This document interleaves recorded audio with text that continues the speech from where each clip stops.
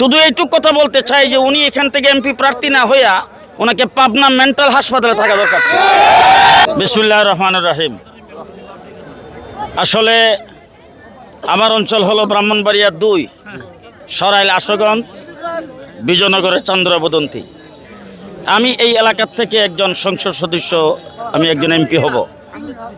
ঠিক ব্রাহ্মণবাড়িয়া 3, বিজয়নগর এবং ব্রাহ্মণবাড়িয়া সদর, ওখান থেকে আমাদের শ্যামল ভাই এমপি হবেন। উনি একজন সংসদ সদস্য, আমি একজন সংসদ সদস্য। আমিও ওনার অধীনে না, উনিও আমার অধীনে না। আমরা সবাই, উনি যে কাট পাবেন আমি সেই কাট পাবো, আমার যে অধিকার থাকবে ওনার সেই অধিকার থাকবে। কিন্তু এখানে একটা বিষয় আছে, সেই বিষয়টা হলো সূক্ষ্মভাবে চিন্তা করতে হবে যে আমি জমিয়তুল উলামা ইসলাম জোট করছি বিএনপির সাথে। এখন এই দেশে সর্ববৃহৎ রাজনৈতিক দল হলো বিএনপি, আর সেই বিএনপির তিনি হলেন ব্রাহ্মণবাড়িয়া জেলা সভাপতি। সেই হিসাবে ওনার জেলা সভাপতিত্ব যদি না থাকেন, RICL TMX, যুগের পর যুগ স্থাপনা থাকে মজবুত।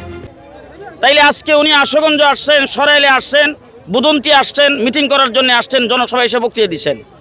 কোথায়? আমি তো কসবার এমপিকে এখানে আনি নাই। কোথায়? আমি তো নবীনগরের তাকে তো এখানে আনি নাই। আমার পাশে নাসিরনগরে তো আনি নাই। কেন আনছি? উনি জেলা সভাপতি হিসাবে, অতিথি হিসাবে এখানে আসছেন। জেলা সভাপতি হিসাবে তো উনি 6টা আসনের অভিভাবক, জেলা সভাপতি হিসাবে উনি 6টা আসনের লিডার। তো সেই লিডারই তো আমাকে মানতেই হবে। বাকি আমি আমার জায়গায় এমপি হব, উনি উনার জায়গায় এমপি হবে। আমার অধিকার আমার কাছে, ওনার অধিকার ওনার কাছে।